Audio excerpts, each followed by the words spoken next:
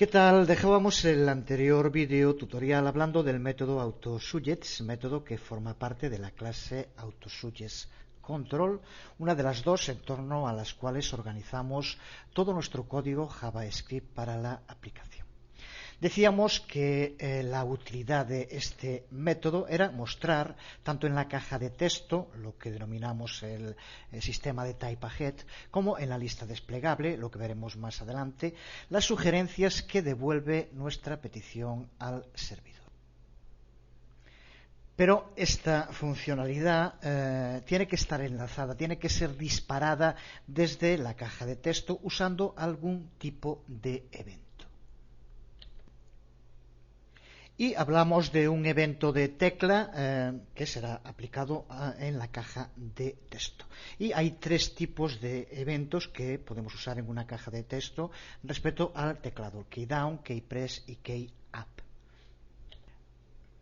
Resumiendo, ahora el evento keyDown se dispara siempre que el usuario pulsa cualquier tecla del teclado, pero antes de que ocurran cambios en la caja de texto. Esto, por tanto, no nos sirve para la funcionalidad AutoSuggest porque necesitamos conocer el texto completo que se ha escrito en la caja de texto antes de enviar la petición de sugerencias que, como ya sabemos, tiene que contener ese texto que se haya escrito de momento en la caja de texto. Lo mismo ocurre con el evento onKeyPress. Tampoco nos sirve. A veces se pregunta qué diferencia existe entre onKeyDown y onKeyPress. Sin entrar ahora en detalles, onKeyPress hace exactamente lo mismo que onKeyDown, pero solo cuando se pulsan teclas que contienen caracteres. Nos referimos con esto a teclas que contienen letras o números, y no otras muchas teclas que hay en el teclado, como puede ser la del tabulador o otras teclas que no escriben directamente caracteres en el texto que estamos escribiendo. Por tanto, onKeyPress hace exactamente lo mismo que onKeyDown, pero solo cuando se pulsa sobre una tecla que contenga un carácter. Esto nos vendría muy bien porque, como veremos después, necesitamos que sea justo eso. Pero al ser igual que onKeyDown y llevarse a cabo el efecto de onKeyPress antes de que se escriba, no nos vale tampoco, ya que, repetimos, necesitamos que el texto esté escrito. Nos queda, por lo tanto, el evento onKeyUp, que se dispara después de que los cambios se han hecho en la caja de texto, que es exactamente el momento en el que queremos que se dispare la petición. Ya hemos hablado sobre gestores de evento en este curso de Ajax y sobre todo lo hemos visto en detalle en el curso sobre JavaScript.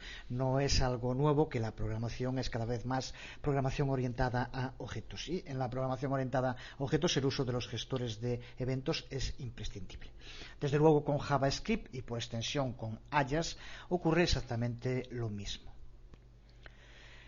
Pues para configurar un gestor de evento, que en este caso queremos aplicar a la caja de texto, tenemos que hacer dos cosas. La primera es definir una función y la segunda, asignar esa función como el gestor para el evento. La función, de nuevo, va a ser un método de la clase AutoSuggestControl, método al que le llamaremos, como aquí vemos, handleKeyUp. Este método espera que le sea pasado el objeto evento o event, que aquí vemos, y que recibirá, explicaremos en su momento cómo. Y este argumento es el que le va a indicar si para la tecla que se acaba de pulsar tiene que disparar el método AutoSuggest o no tiene que dispararlo. Porque, como decíamos antes, el primer tema que debemos solucionar es que con el uso de keyUp se dispara para todas las teclas, no solo para las teclas que incluyen caracteres. Por tanto, recibiríamos eventos siempre que se pulsara cualquier tecla del teclado, fuera por ejemplo la tecla del tabulador, por ejemplo cualquier otra. Eso no nos interesa, ya que provocaría interferencias con el funcionamiento de la caja de texto. Lo que queremos es que el gestor se dispare y llame al método AutoSuggest solo cuando se pulse una tecla que contiene un carácter. Necesitamos, por tanto, comprobar esta propiedad para determinar valores e indicar que proceda solo con aquellos valores que representan teclas de carácter. Pues el modo más sencillo de lograr esto es detectar las teclas que queremos que ignore. Es más directo ya que hay más teclas de caracteres que no son de caracteres, por lo tanto será más rápido indicando aquellas que no queremos que utilice. Cada tecla del teclado está definida por un número que nos permite utilizarlo cuando escribimos código para referirnos a cada una de esas teclas en concreto. Vemos aquí las teclas que queremos que sean ignoradas cuando se pulse sobre ellas y que no se dispare el evento KeyUp. Son aquellas que no son caracteres. Conociendo estos códigos y mediante el uso de un condicional no es nada difícil ver, hay unos patrones que nos permiten ver que necesitamos que se aplique a todas las teclas que sean menos de 32, que estén entre 33 y 46 o entre 112 y 123. Por lo tanto, sabemos las teclas que hay que ignorar y simplemente escribimos en código que para esas teclas no se dispare el evento. Con esto claro ya podemos elaborar el método handleKeyUp, que entonces lo que hace es que cuando un usuario pulse una tecla de carácter y solo entonces dispara el método autoSuggest, que recuerda que a su vez es el encargado de hacer la petición al método requestSuggestion de la clase SuggestionProvider. La otra clase en que organizamos nuestro código y que ya dijimos que sería la encargada de tratar con el servidor.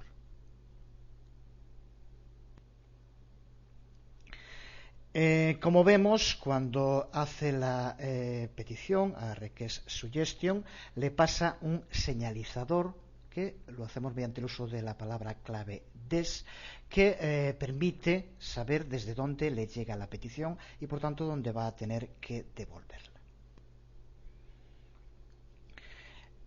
Como vemos, después de obtener el texto que se haya escrito de momento en la caja, vemos en esta parte con el uso de condicionales como dependiendo de la tecla que se haya pulsado el comportamiento es distinto.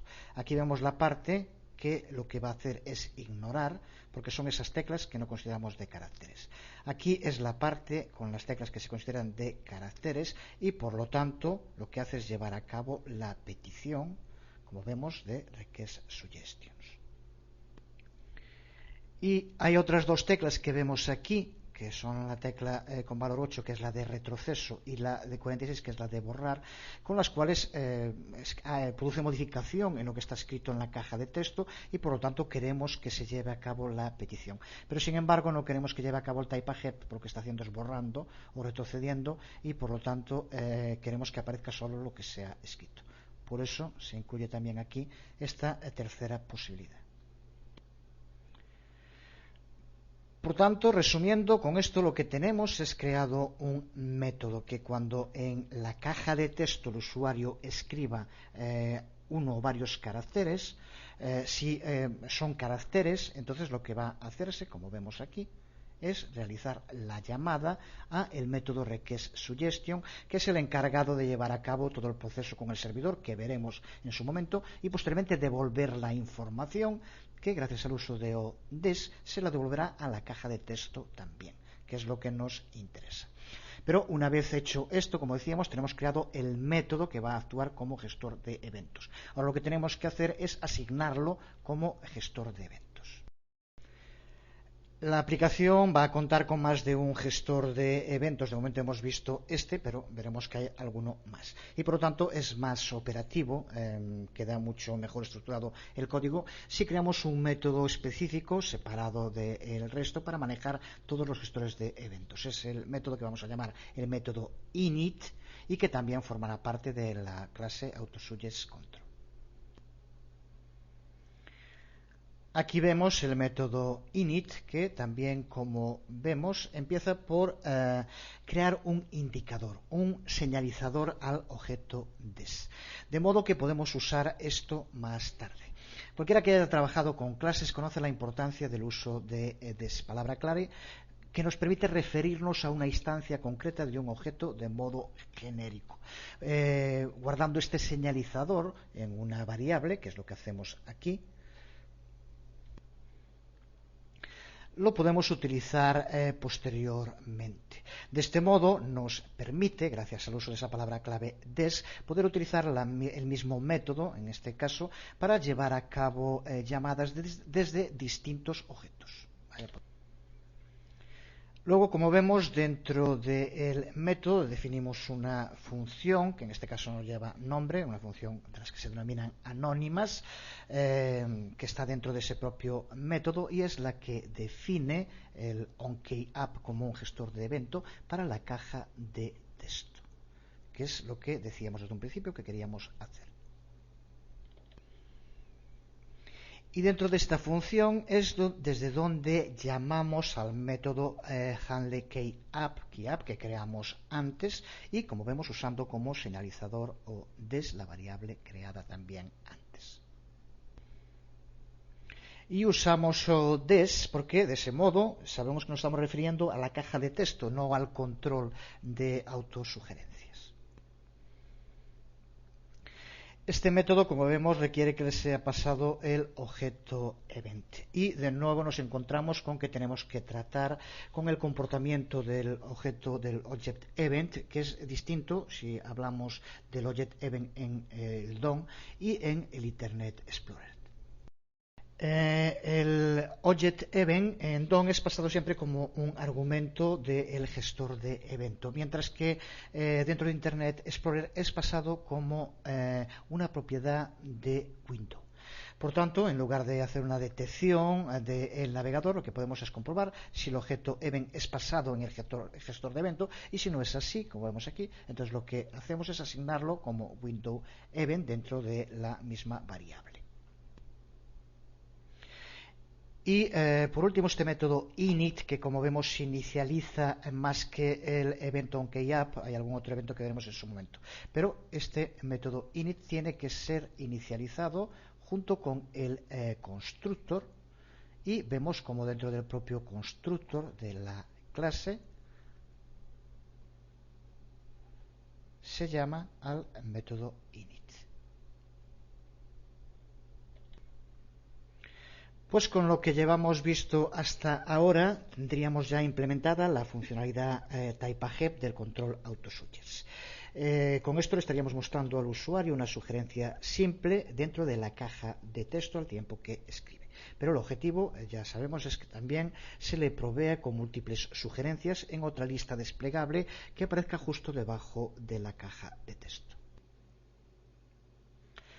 Seguimos con la segunda de las funcionalidades que decíamos en un principio que va a tener nuestra aplicación, que es la lista de sugerencias que se tiene que mostrar debajo de la caja de texto.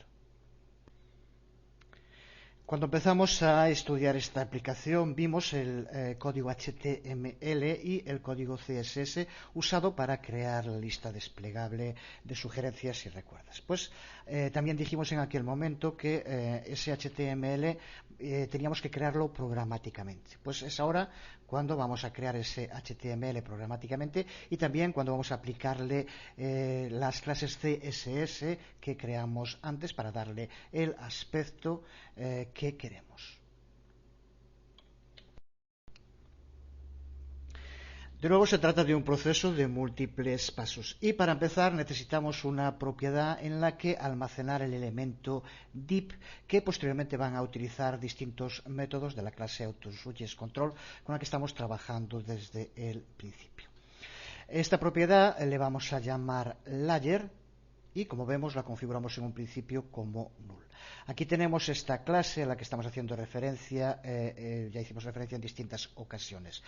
Como ya decíamos, junto con el archivo irán los comentarios muy importantes. Pero justo por también lo que explicaba en otro momento, para poder ver el código mejor en un video tutorial, esto es el contenido sin comentarios que tiene la clase. Como vemos ya hicimos referencia a el indicador para el proveedor, el indicador de la caja de texto, el indicador del init, el inicializador que acabamos de ver hace un momento y como vemos ahora también aquí creamos la capa que en un principio aparece como null ya que esa lista desplegable en un principio tiene que aparecer oculta y solo cuando se escriba texto es cuando tiene que aparecer con las sugerencias. De momento, esta es la parte de la propia clase que llevamos definida y aún le añadiremos posteriormente las propiedades que le faltan. Pero ahora, para poder crear esa lista desplegable, esa segunda funcionalidad, tenemos que definir una serie de métodos simples que van a permitir que se lleve a cabo ese comportamiento, métodos que desde luego forman también parte de la clase AutoSuggestControl. El primero, el más sencillo de todos, aquel que nos va a permitir que se oculte la lista cuando tenga que hacerlo. Método que vamos a llamar HighSuggestions. Método que aquí vemos y que simplemente tiene la ruta para referirse con la propiedad layer que acabamos de crear a esa lista desplegable en concreto y posteriormente utilizando style, indicándole que la visibilidad hidden que se oculte. Es por tanto simplemente esta línea de código que hará que la lista desplegable se oculte cuando se llame a HighSuggestions. A continuación necesitamos un segundo método que sirva para remarcar la sugerencia actual de la lista desplegable. Recuerda que siempre va a aparecer una de las sugerencias remarcada si con el cursor, que será una flecha, como ya vimos en su momento, nos ponemos encima de otra, tiene que remarcarse. Para ello vamos a utilizar el método HighlightSuggestion. Método que acepta un único argumento, que aquí vemos que es el elemento div que contiene la sugerencia que en ese momento esté escrita en la caja de texto.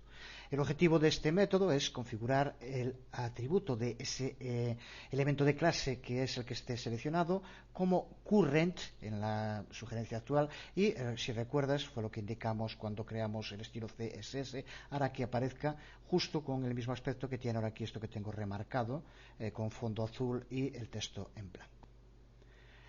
El proceso es sencillo si tienes claro el funcionamiento del DOM, del que también ya hablamos incluso dentro del curso de Ajax y si no en el curso de JavaScript. Sencillo ya que, como vemos, lo único que hace es iterarse mediante el uso de un loop for a lo largo de todos los nodos que contenga y buscar aquel que el nodo sea igual que el que se le ha pasado como suggestion node. Este es el que convierte en current, mientras que el resto, los que no sean current, los deja en blanco y por lo tanto aparecerán sin ningún tipo de remarcado con el CSS genérico.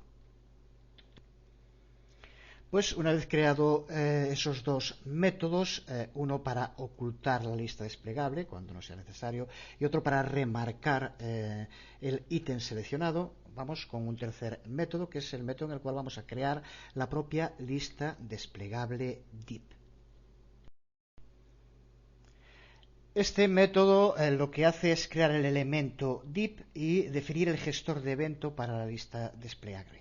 Para crear el elemento div, de nuevo un método que ya nos tiene que ser conocido, que es createElement, del que ya hemos hablado también en detalle en este curso de Ajax, y como vemos le indicamos que creo un elemento div, de nuevo la clave de saber trabajar bien con el DOM.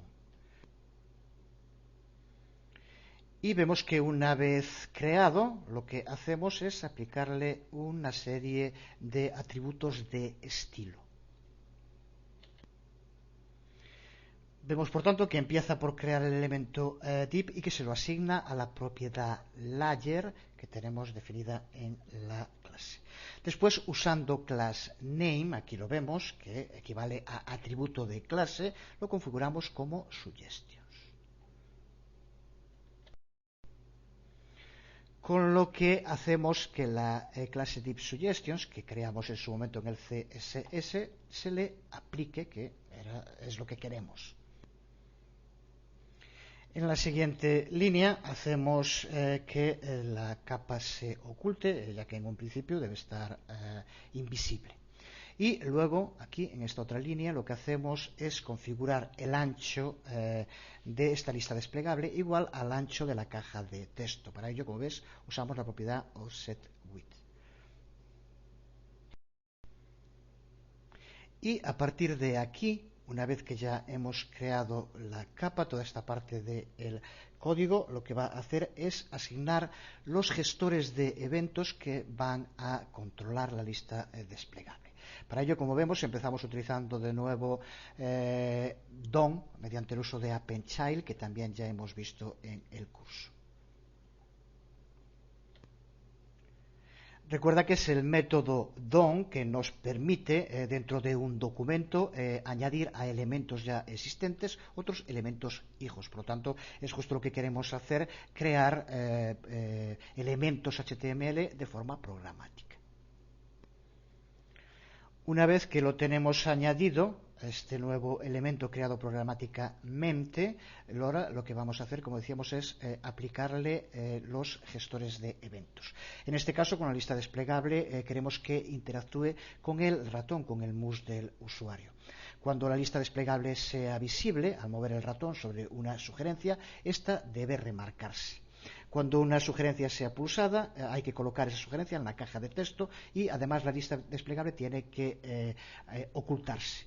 Así que para que esto funcione necesitamos asignar 3 gestores de eventos que son, aquí los vemos, onMouseDown, onMouseUp y onMouseOver. El gestor de evento onMouseOver es usado simplemente para destacar la sugerencia actual, la que esté en ese momento seleccionada. Con onMouseDown lo que haremos es seleccionar esa sugerencia para que aparezca, se coloque en la caja de texto y al mismo tiempo la lista desplegable se oculte, que es lo que tiene que hacer. Y por su lado, onMouseUp lo usaremos para configurar el focus que vuelva de nuevo a la caja de texto después de que hayamos llevado a cabo una selección. Lo vemos en la aplicación. Para entenderlo, vemos el onMouseOver cuando nos colocamos sobre la lista desplegable como aquel sobre el cual está el puntero del ratón, es el que aparece seleccionado. onMouseDown, sobre el que pulsamos, tendrá que pasar a la caja de texto y cerrarse la lista desplegable a la vez. Y como onMouseUp, en el momento en el que soltamos, de nuevo vuelve el focus a la caja de texto. Pues esos 3 gestores de eventos son los que configuramos en esta parte del código. Se trata de 3 eventos distintos, pero todos ellos son disparados en la lista desplegable. Por lo tanto, es mucho mejor usar una función única para todos ellos y concentrarlos en esta parte.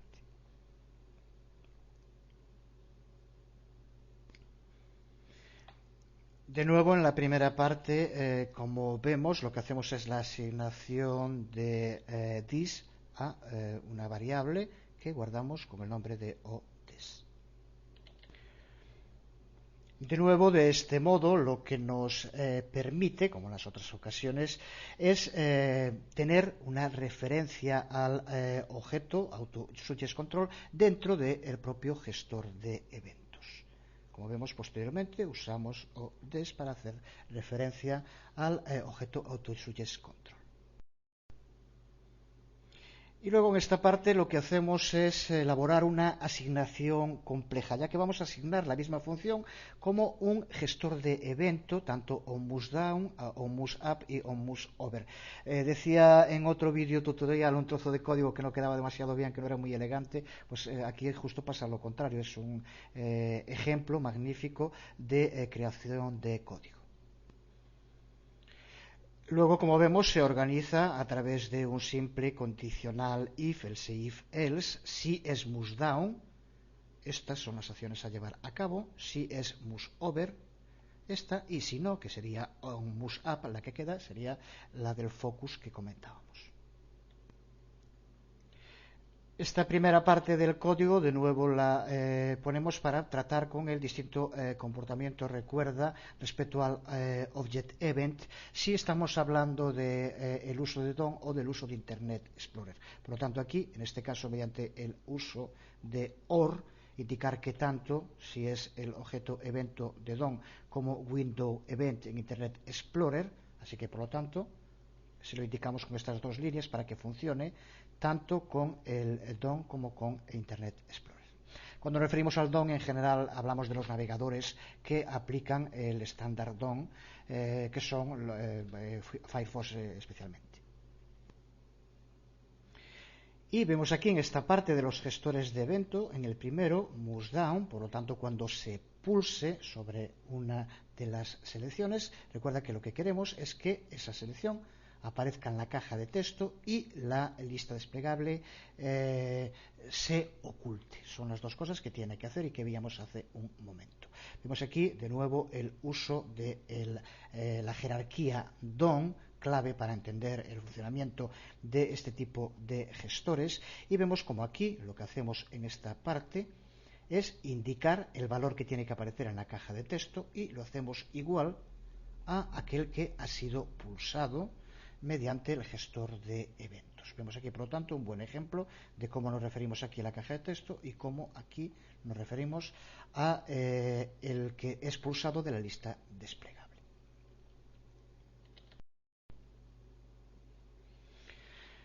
Vemos aquí, como en caso de que sea el gestor de evento moveOver, como entonces lo que hacemos es llamar al método highlightSuggestion y pasarle el destino lo que tiene que remarcar, que en este caso recuerda que lo hace aparecer similar a como está esto ahora aquí marcado.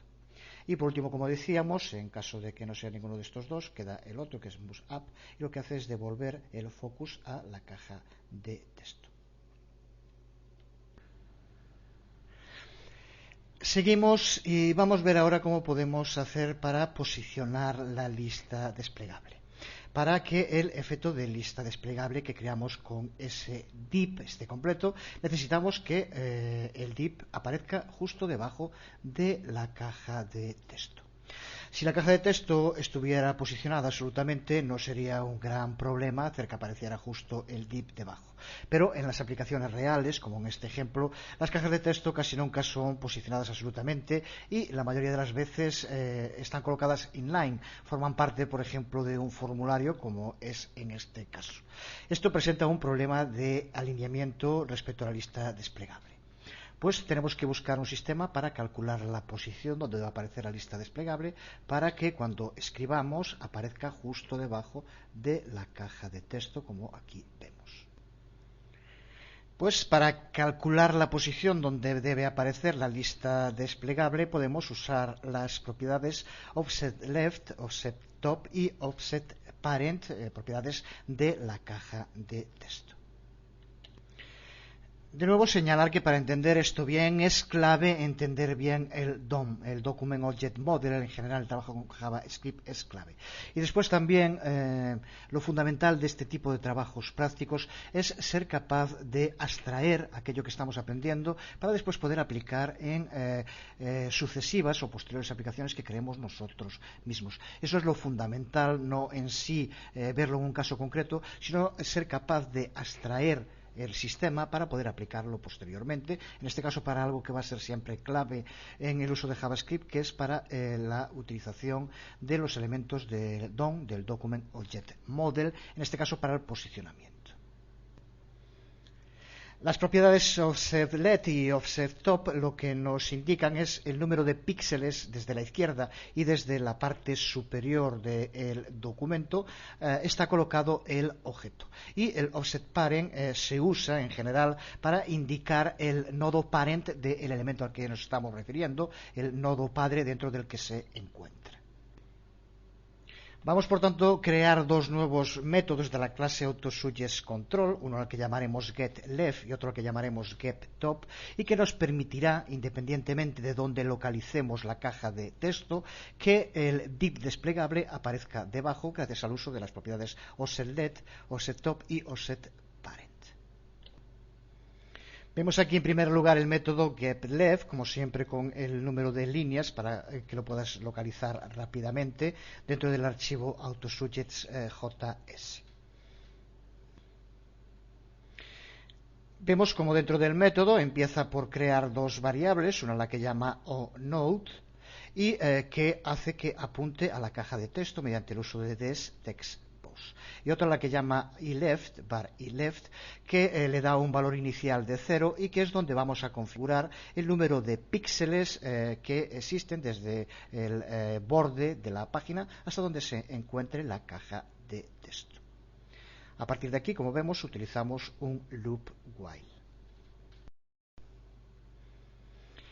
Y como vemos, lo que hace este loop while es atravesar todo el documento hasta llegar a la etiqueta body. Y para todo el documento irá añadiendo el offset, que es esa distancia hasta la izquierda, lo que permitirá que en eleft, como vemos aquí, es donde se va a guardar, nos indique el número de píxeles que separan a el elemento de la izquierda. Buen ejemplo de esa necesaria abstracción de la que hablábamos antes y que vemos en este otro ejemplo en el que creamos otro nuevo método al que llamamos getTop y que si observas es prácticamente el mismo, solamente que en lugar de utilizar offsetLeft utilizamos offsetTop, pero observa, y le cambiamos el nombre a la variable, pero observa como la estructura es exactamente la misma, mediante el uso de una variable que apunta a la caja de texto y un loop while que atraviesa toda la estructura del documento hasta llegar a el body.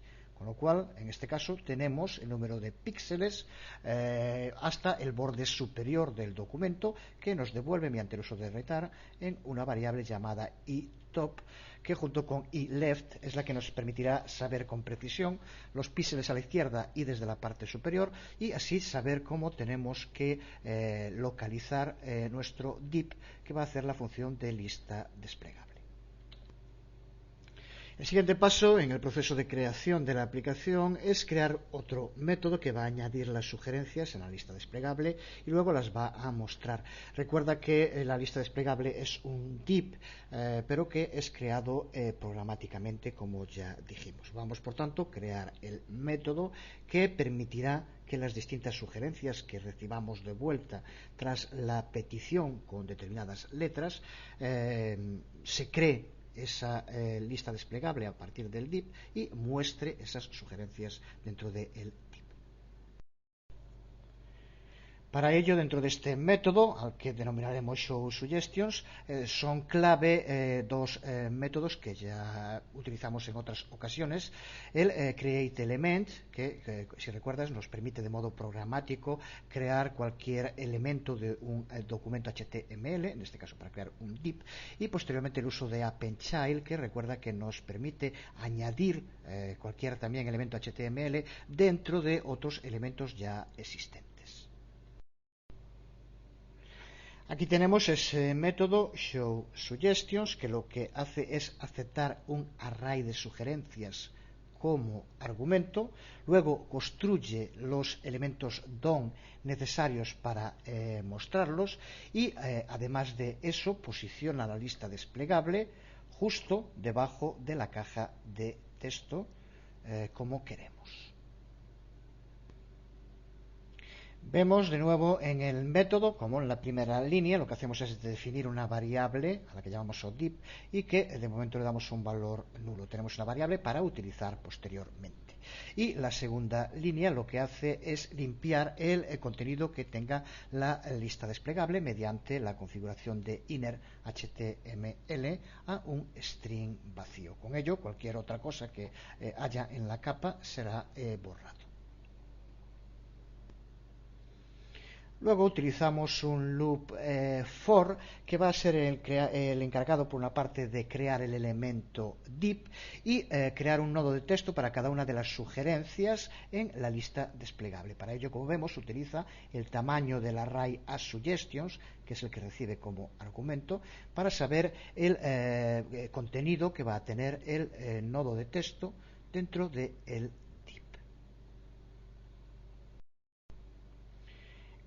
Y por último, posicionamos esa lista desplegable mediante el uso del getDelep y getTop que acabamos de ver hace un momento, con un detalle a tener en cuenta. Para el getDelep, simplemente mediante el uso de des y getDelep le añadimos píxeles, con lo cual sabemos aquí la distancia izquierda. Pero en la distancia superior, aparte de getTop, que también tenemos que hacer igual, pero observa cómo tenemos que indicar también el tamaño en píxeles que tiene la propia caja de texto, porque recuerda que con esto lo que estamos hallando es la posición en la que se encuentra la caja de texto. Si no añadimos su propia altura, en cuanto a la izquierda da igual porque queremos justo que se alinee a la izquierda, pero si no ponemos la altura de la caja de texto, la lista desplegable aparecería encima de la caja de texto y queremos que aparezca justo debajo. Recuerda, por tanto, que con esto localizamos los píxeles donde se encuentra la caja de texto, no donde va a aparecer la lista desplegable. Así que para la izquierda nos llega con eso, ya que así nos las coloca justo con los mismos píxeles, pero en el top tenemos que añadir mediante el uso de la propiedad offset8 para la caja de texto, con lo cual tenemos la altura en píxeles de la propia caja de texto, y eso se lo añadimos al top, con lo cual nos aseguramos que aparecerá justo debajo de la caja de texto en la lista desplegable. Y por último, como vemos aquí, definimos la visibilidad como visible para que ahora sí la lista desplegable aparezca. Para que esta lista desplegable se muestre de forma correcta, recuerda que recibe un array con las sugerencias que a su vez se han recibido de la petición al servidor. Pero para que funcione correctamente, en alguno de los métodos que hemos visto, tenemos que explicar alguna de las partes que contiene. Para empezar, el segundo de los argumentos del método AutoSuggest, del que ya hemos hablado. Pero aparte de aSuggestions, ese array que se recibe, como ya dijimos en muchas ocasiones, de la petición al servidor, tiene un segundo argumento, como aquí vemos, bTypeAhead, que es un valor booleano. Por lo tanto, puede ser verdadero o falso, y es el que va a indicar si tiene que hacerse el type ahead, que también ya explicamos, y a su vez también si se tiene que mostrar o no la lista de sugerencias.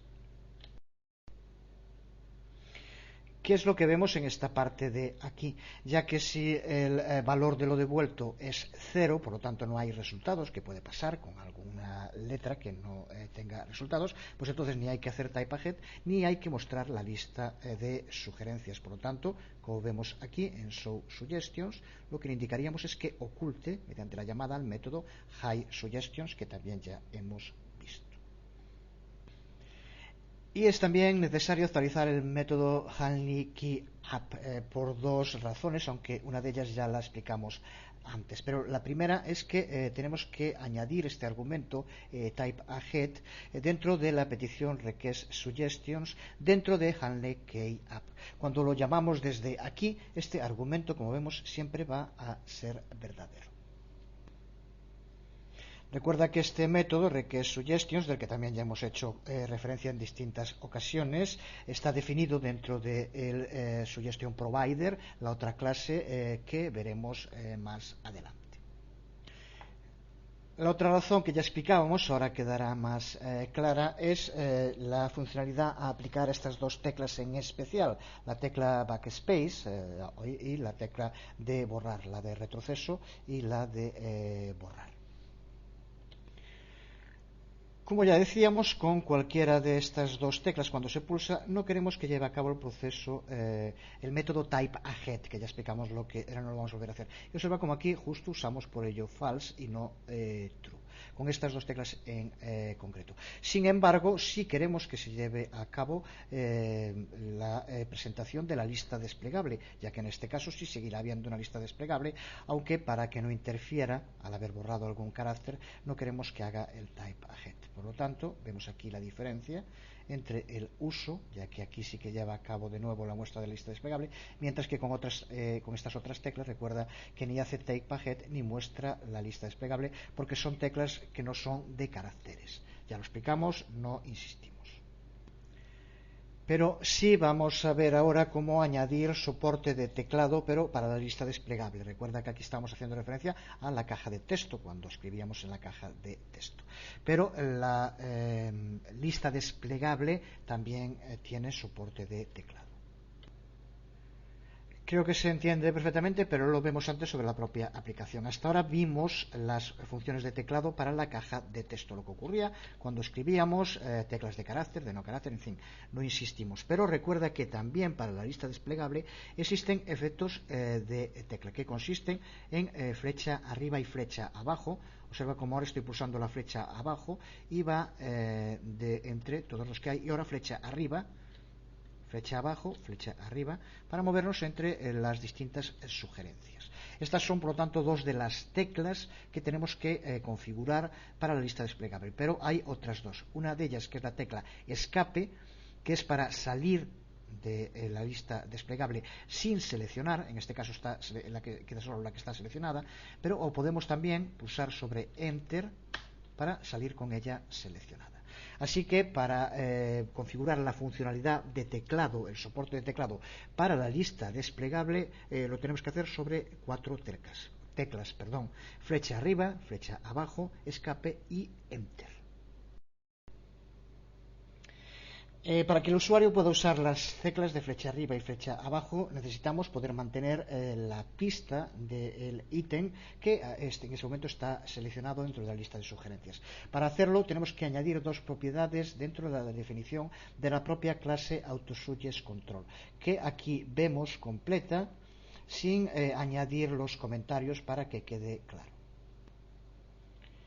La primera de esas propiedades, a la que llamamos cur de current, y lo que hace es almacenar el índice de la sugerencia actual dentro del array de sugerencias. Por defecto, este valor se configura como -1 porque no hay ninguna sugerencia inicialmente. Cuando las teclas de la fecha sean pulsadas, cur irá cambiando al punto de sugerencia actual. Y la segunda de las propiedades, a la que llamamos user_test, y que va a contener el valor actual de la caja de texto y que irá cambiando para reflejar lo que el usuario esté escribiendo en ese momento. Con esto tenemos definida completamente las propiedades de la clase AutoSuggestControl. Aquí vemos esta misma definición, pero cada una de las propiedades en la que se explica para qué es necesaria y que ya hemos visto en lo que llamamos de vídeo tutorial. Una de esas propiedades, como decíamos, era la propiedad cur, que cada vez que cambia también la sugerencia que esté remarcada. Para poder encapsular esta funcionalidad vamos a usar un método al que vamos a llamar goToSuggestion, aquí lo vemos, y que acepta un único argumento. Un único argumento que va a ser un número. Un número cuyo signo va a indicar en qué dirección tienen que moverse dentro de la lista desplegable, si hacia arriba o hacia abajo. Como vemos, su modo de funcionamiento, si el número que nos indica es mayor que 0, entonces se moverá la selección a la siguiente sugerencia. Mientras que si es menor que 0, entonces lo que hará será ir a la sugerencia previa. Así nos permitirá movernos en la lista tanto hacia arriba como hacia abajo. Como vemos en la primera línea de este método, lo que hace es obtener el número de nodos hijo que tienen la capa desplegable.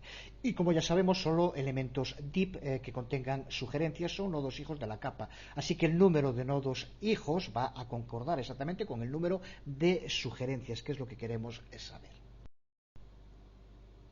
En primer lugar, podemos usar este número obtenido y guardado en la variable cSuggestionNodes para determinar si hay alguna sugerencia. Si hay alguna sugerencia, quiere decir que esto tiene que ser mayor que 0. Si no hay sugerencias, pues simplemente no hay que hacer nada, ya que no existen valores. Cuando sí hay sugerencias, como vemos, lo que hace entonces es crear una variable a la que llama no, que va a servir para almacenar una referencia al nodo de la sugerencia que haya que remarcar. Y el método lo que hace entonces es chequear para ver en qué dirección ir. Y para ello, como decíamos, utiliza este número entero y div. Y para intentar ir a la siguiente sugerencia, el método lo que hace es comprobar para que asegurarse que haya alguna otra sugerencia. ¿Cómo lo hace? Viendo que en la que está ahora no sea igual a la cantidad -1, porque recuerda que en este caso sería entonces, estamos con arrays, recuérdalo, el valor del último elemento, lo que indicaría que no hay más y entonces no puede ir. En caso de que sí los haya, como vemos, entonces lo que hace es recuperar el siguiente valor dentro del índice. La otra opción, que como vemos aquí pone como else, y por lo que indicamos en el if, indica que aquí else será cuando y div sea menor o igual a 0. Si es así, entonces lo que tendrá que hacer es ir a la anterior sugerencia, que es lo que vemos que se indica aquí. Pero para ello, antes, como vemos, comprueba que current, que recuerda que es el índice de la selección actual, sea mayor que 0, ya que si no es al menos 1, significa que no hay sugerencias previas a las que ir y por lo tanto tampoco podría seguir yéndose hacia arriba. Y el último paso de este método es comprobar, asegurarse que onNode no sea nulo. Si no es nulo, entonces, ¿qué es lo que tiene que hacer? Por un lado, tiene que llamar a Highlight Suggestions, que recuerda que lo que hace es remarcar la sugerencia que en ese momento esté seleccionada. Y por otro lado, tenemos que colocar el texto que está seleccionado dentro de la caja de texto. Si fuera null o node, si no hubiera sugerencia, entonces no se lleva a cabo esta acción. Y el otro punto clave para que lo que estamos haciendo aquí, que es mantener la pista de la sugerencia que esté seleccionada en cada momento, es asegurarnos que cuando una sugerencia en concreto se haya seleccionado, entonces que volver a resetear cur, que cur vuelva a tener el valor de -1 como al principio. Pero esto no podemos hacerlo dentro de este método, sino que tiene que hacerse en aquel método donde nos asegure que se ha llevado a cabo esa selección dentro de la lista desplegable. Y eso lo tenemos que hacer dentro del método AutoSuggest. Que aquí vemos como dentro de este método AutoSuggest siempre lo primero que hacemos es configurar el valor de cur a -1. ¿Por qué se hace esto? Porque siempre este método AutoSuggest es el que va a tener que ser llamado antes de que se muestre la lista desplegable. Por lo tanto, siempre nos aseguramos que antes de mostrar esos valores, en un principio el valor de cur sea -1, que es lo que queremos. De ese modo mantendremos la pista de las distintas sugerencias y cuando nos movamos por ellas. Para manejar los eventos de tecla sobre la lista desplegable, como decíamos, esas 4 teclas, Enter, Escape, flecha arriba y flecha abajo, necesitamos un método al que llamamos HandleKeyDown, aquí lo vemos, similar en bastantes cosas a HandleKeyUp. Este método también requiere que se le pase el object event, el evento, y también necesitamos basarnos en el código clave para saber cuál de las teclas fue pulsada. Los códigos de tecla para flecha arriba, flecha abajo, escape y enter son, como vemos aquí, 38, 40, 27 y 13 respectivamente. Cuando es pulsada la flecha arriba, como vemos, se llama al método goToSuggestion y le pasamos como argumento un valor de -1, indicando que tiene que ir a la selección previa. Cuando la flecha abajo es pulsada, entonces, como vemos, llamamos de nuevo a el método goToSuggestion, pasándole como argumento 1, con lo que se le indica que tiene que ir a la siguiente sugerencia. Si la tecla pulsada es la tecla 27, la tecla de escape, entonces como vemos tenemos que hacer dos cosas. La primera, configurar el valor de la caja de texto de nuevo al texto original que escribió el usuario. Y segundo, necesitamos configurar la selección de la caja de texto justo después de lo que el usuario ha escrito, de modo que pueda seguir escribiendo. Se hace, como vemos, configurando el rango de selección al tamaño del texto con un tamaño de selección de 0.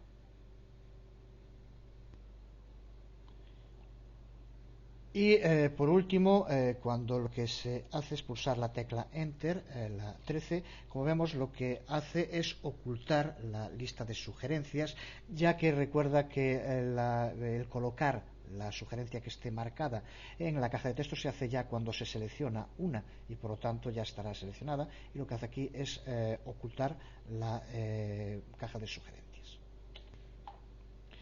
Y por último, en esta parte, tanto para la tecla Enter como para la tecla Escape, es muy importante bloquear el comportamiento por defecto para la pulsación de tecla.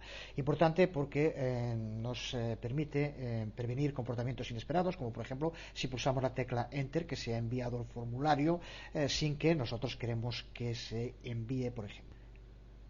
Y lo hacemos primero, como vemos, para Internet Explorer, indicando el event return value como false para que nos envíe, y luego llamando a prevent default en el caso de que se use Firefox. De este modo nos aseguramos que la pulsación de tecla no lleva a cabo con él el envío del formulario. Pues estas nuevas funcionalidades que hemos añadido también tenemos que inicializarlas. Ya hemos visto antes el método init que usamos para configurar el gestor de eventos OnKeyUp. Pues debemos extenderlo ahora para configurar el gestor de eventos OnKeyDown, pero también el OnBlur, así como para crear la lista desplegable de sugerencias. Para empezar, como vemos aquí, el gestor de eventos OnKeyDown es creado prácticamente igual que hicimos antes para el gestor de eventos OnKeyUp. Como vemos, el mecanismo es exactamente el mismo. Empieza por determinar la localización del objeto event y luego le pasa, en este caso, el método handleKeyDown. Del modo que tenemos elaborado hasta el momento la aplicación, en el único lugar donde hemos indicado que se oculte esta lista desplegable, si recuerdas, es cuando se pulsa la tecla Enter.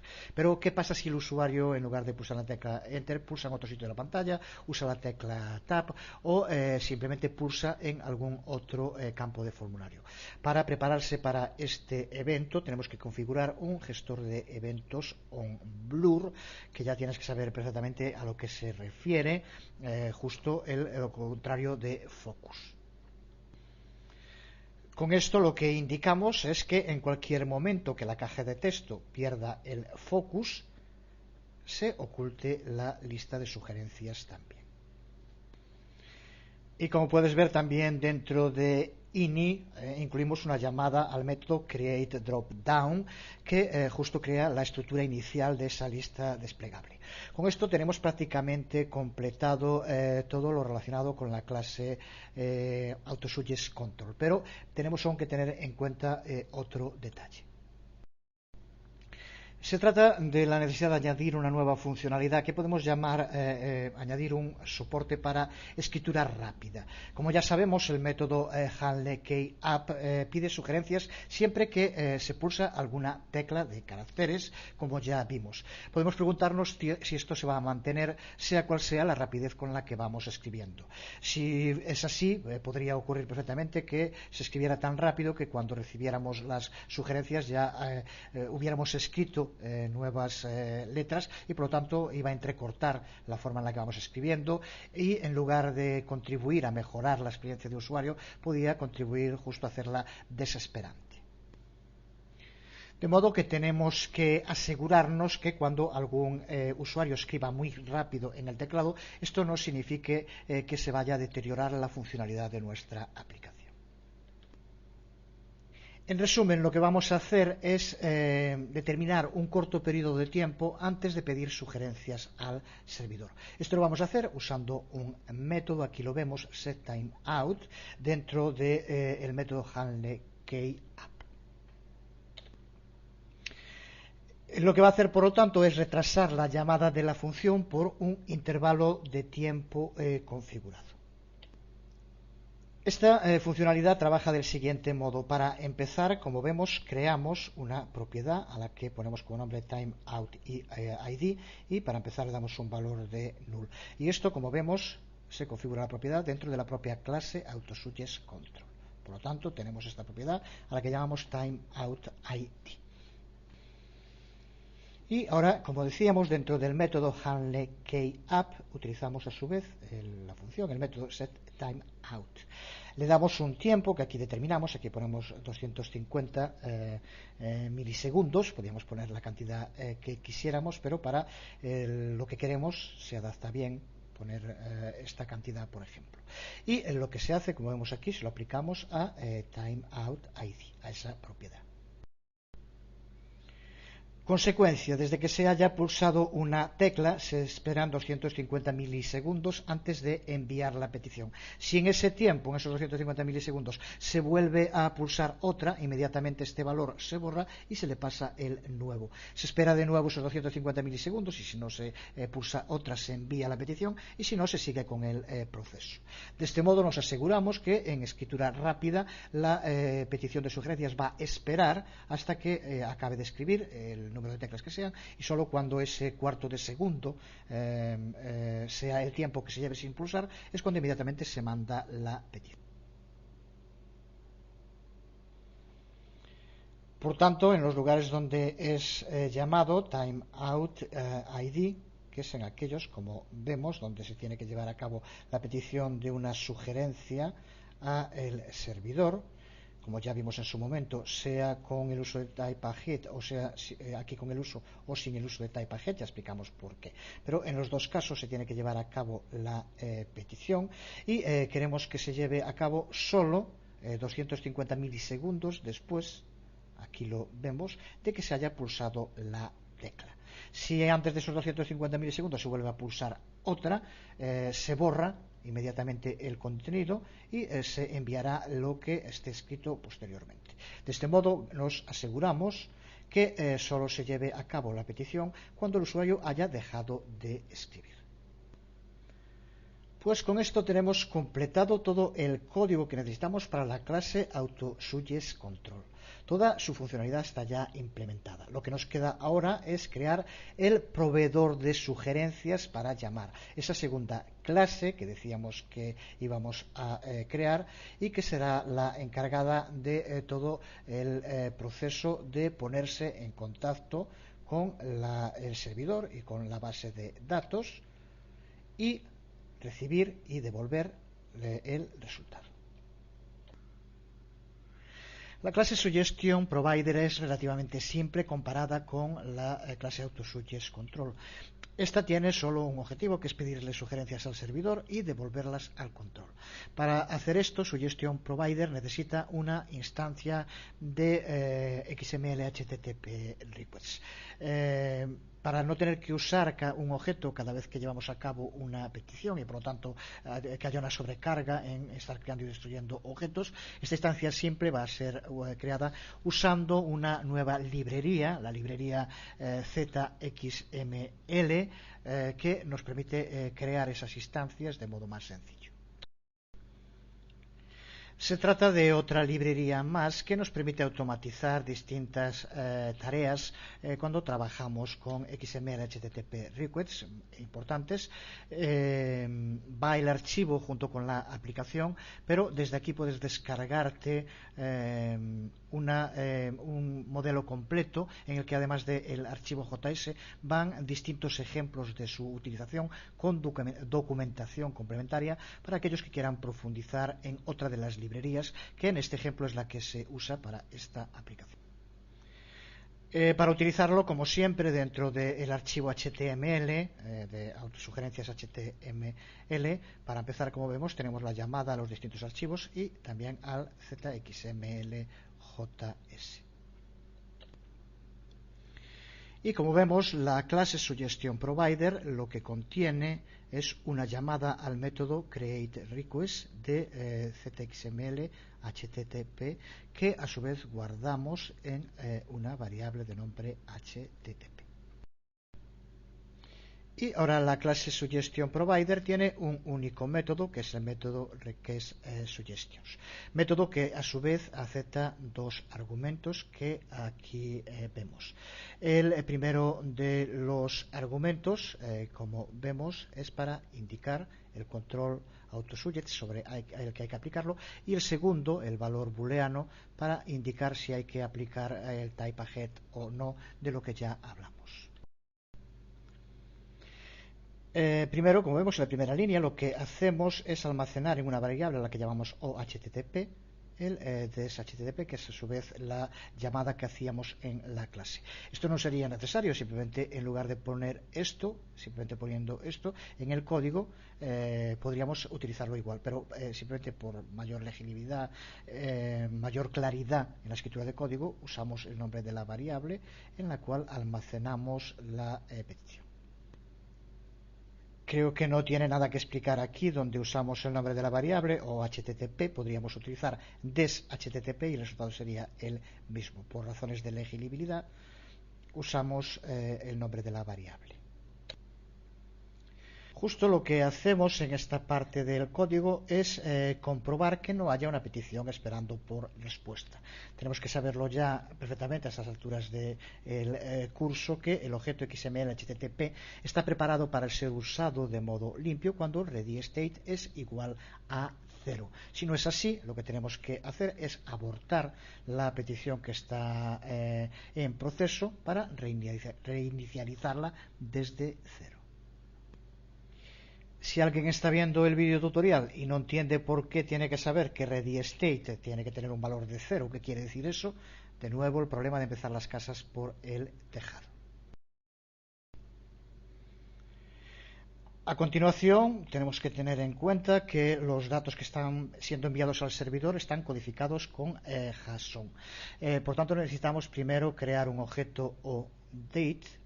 Aquí lo vemos, que contenga la información. Y hay 3 trozos de información que es los que vamos a enviar. El primero es la tabla de la que obtener los datos.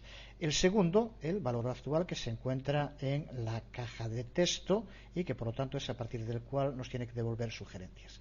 Y el tercero, el número máximo de sugerencias que queremos recuperar. Esto aquí se puede cambiar, pero es importante no poner un número muy alto para que no esté haciendo de forma constante consultas a la base de datos que van a requerir un gran volumen de información. Se puede hacer, pero puede ralentizar también. Aparte, una lista muy larga en pantalla suele contribuir más a confundir que a aclarar. Luego se abre una petición a suggestions.php, que es el archivo con el componente del lado del servidor del control que veremos dentro de un momento. Esta petición es de tipo asincrónico, así que el último argumento de open lo configuramos como true. Es por tanto necesario que proveamos con un gestor de evento onReadyStateChange, que como sabemos también, para que esté terminada la petición, tiene que tener un readyState de 4, algo que también tienes que saber ya perfectamente. Y ahora aquí es donde analiza el texto devuelto por la consulta como JSON y donde lo guarda en la variable aSuggestions, a la que hemos hecho referencia en tantas ocasiones cuando estábamos viendo la clase AutoSuggestControl, y es justo aquí donde guardamos el resultado que nos devuelve el servidor y que después usamos para presentar de los distintos modos que hay que hacer dentro del propio formulario en la caja de texto o en la lista desplegable. Este array de las sugerencias junto con el original typeahead, recuerda que puede ser verdadero o falso según lo que tenga que hacer, es pasado de vuelta al método AutoSuggest de la clase AutoSuggestControl. Y el último paso en este método, por supuesto, es enviar la petición. Al tratarse de una petición que está haciéndose de tipo push, entonces tenemos que pasar los datos dentro del método send, como aquí vemos. El objeto ODate es primero codificado como JSON y posteriormente enviado. Pues con esto la clase SuggestionProvider y con eso todo el código JavaScript que necesitamos está completo. Lo que nos queda por hacer ahora es escribir el archivo suggestions.php que usa estos datos enviados para llevar a cabo a su vez la petición a la base de datos. Pues puede que en gran medida este componente de datos del servidor para el control AutoSuggest sea el más directo de todos, ya que se trata de un hilo único que se ejecuta de arriba a abajo, sin funciones o métodos implicados. Se trata, por tanto, de el contenido dentro de una página PHP y que contiene el código completo para llevar a cabo la recepción de los datos que se le envían, la petición a la base de datos y la devolución de los datos para que sean a su vez enviados a el control. En la primera parte de la página configuramos el tipo de contenido como texto plano, que se le indica por tanto que es el que va a recibir y que no podrá ser de ningún otro tipo. Podemos también especificar un set de caracteres. Repito otra vez que con este tipo de aplicaciones y el uso de los caracteres propios de la lengua castellana provoca bastantes problemas. Vamos a utilizar el ISO 88591 y no UTF-8. Luego configuramos los datos para enlazar con la base de datos, que cualquiera que esté utilizando una aplicación de este tipo, pues enlazar con la base de datos deberá saberlo ya, digo yo. A continuación incluimos la librería JSON PHP y creamos una nueva instancia del objeto JSON. Normalmente cuando son enviados datos a una página PHP, como sabemos, podemos usar GET, POST o REQUEST. Son los métodos para recuperarlos. En este caso, sin embargo, estos datos no están siendo enviados en los tradicionales pares nombre-valor, sino que están siendo enviados como un string JSON. Y no existe un soporte built-in preconstruido para este tipo específico de datos. En su lugar, vamos a tener que decodificar manualmente el cuerpo de la petición. El cuerpo de cualquier petición que se haga está disponible en PHP a través del uso de HTTP Round Post Date. Contiene los contenidos originales codificados que han sido enviados. Pero el string JSON no está codificado como URL, así que podemos utilizar directamente el método decode, como aquí vemos, para reconstruir el objeto o date.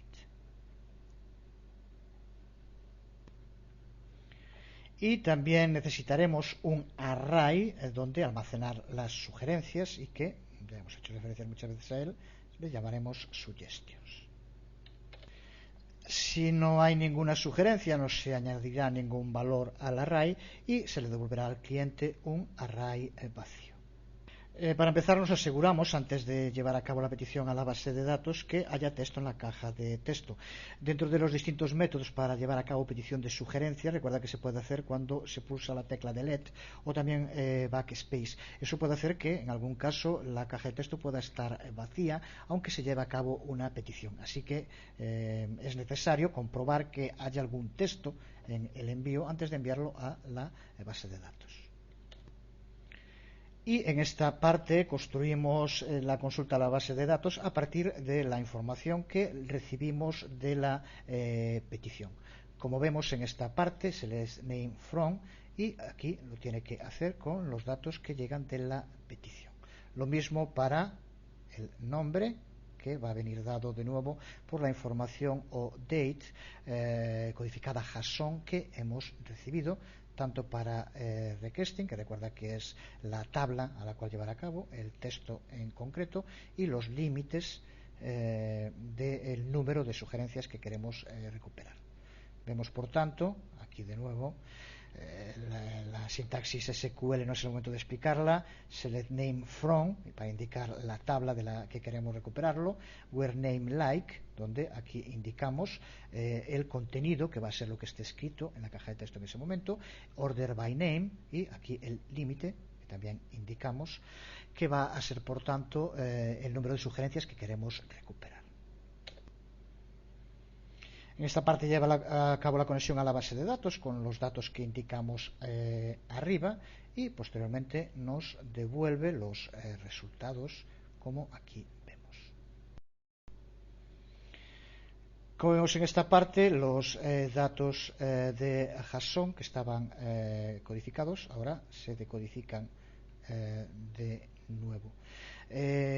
Yo le añado, por las razones que ya expliqué en su momento, para que no haya problemas con el uso de los caracteres, sobre todo en este caso tildes o ñes, que se puedan usar simplemente mediante el uso de string rep.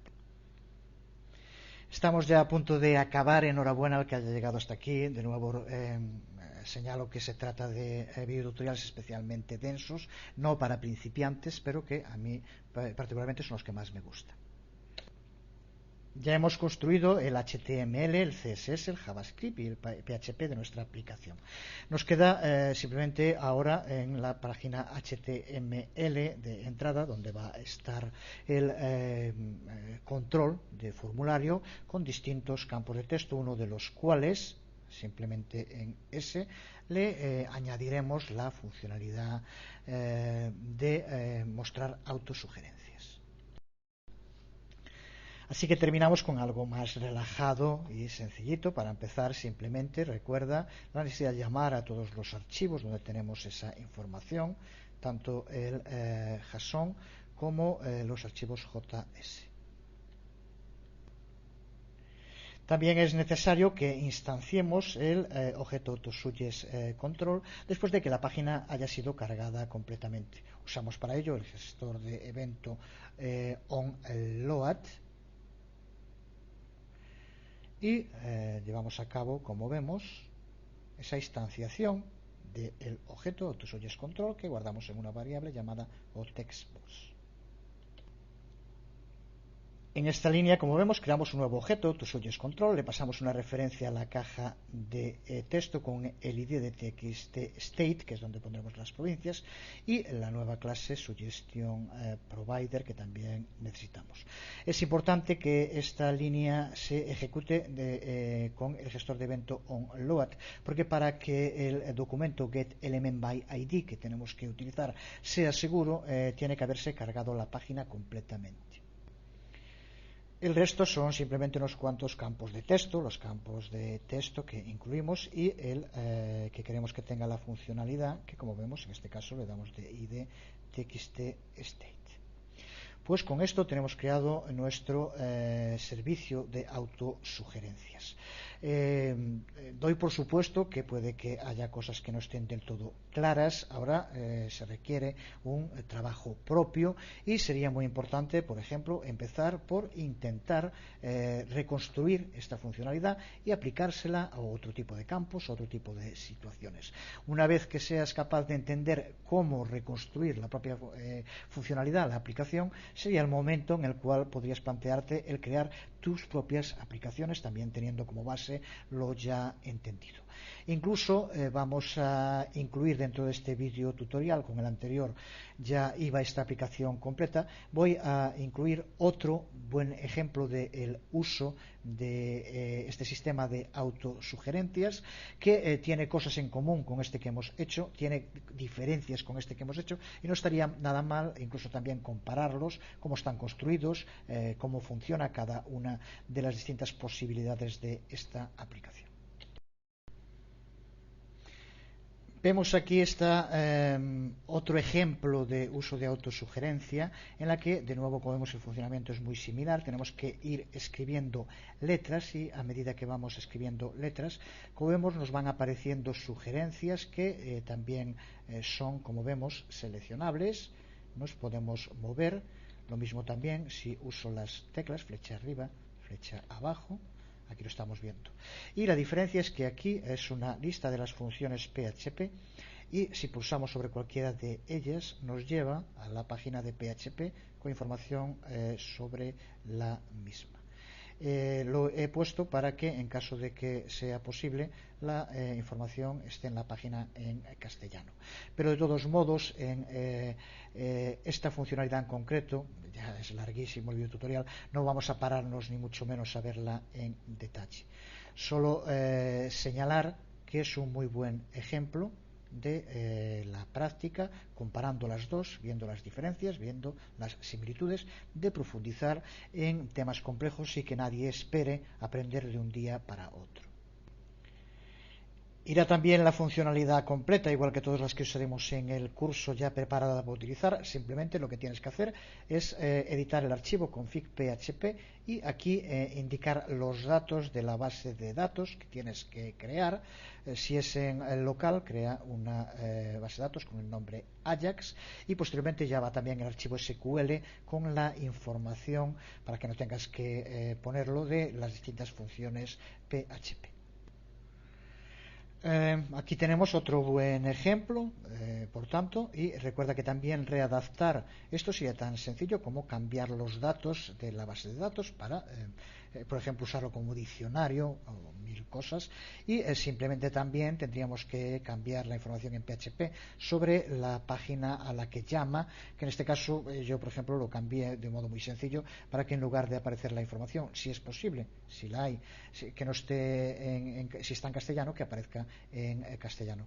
En este caso, como vemos, pues en algunos casos puede que esté, en otros no, pero en fin, lo que nos interesa ahora, ya para terminar, simplemente cambiando los datos de la base de datos y simplemente cambiando el nombre de la página HTML, podríamos crear a partir de esto ya una funcionalidad muy personalizada para aquello que quisiéramos nosotros. Pues nada más, aquí acabamos con esta primera aplicación completa de ejemplo real y práctico de uso de Ajax. Seguiremos en los próximos videotutoriales con otros interesantes ejemplos. Os habló Jesús Conde, nos vemos.